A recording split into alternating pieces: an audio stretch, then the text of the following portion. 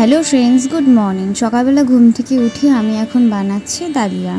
মাম্পুকে breakfast করিয়ে দিয়েছি। আজ কোজাগরি লক্ষ্মী পুজো, আর এদিকে নিচে হচ্ছিল পুজো।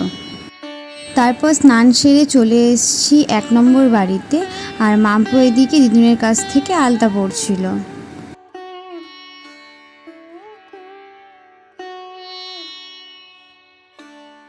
আলতা পরানোর পর মা এদিকে বানাচ্ছিল বোঁদে, আর তারপর মা করছিল পুজোর কাজ, আর আমি এদিকে ভাজছিলাম নিমকি, আর তারপর ভেজে নিলাম কিছু লুচি।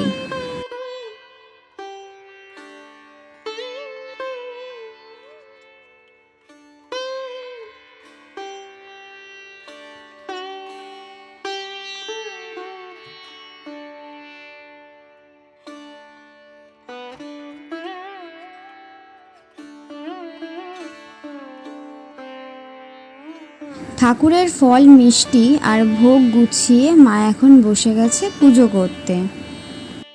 আমি সকাল থেকে উপোস করেছিলাম, তাই মায়ের সাথে আমিও দিয়ে দিলাম একটু অঞ্জলি।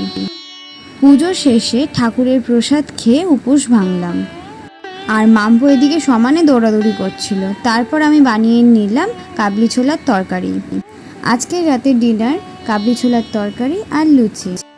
আজকে মিনি ব্লগ এই অবধি, টাটা।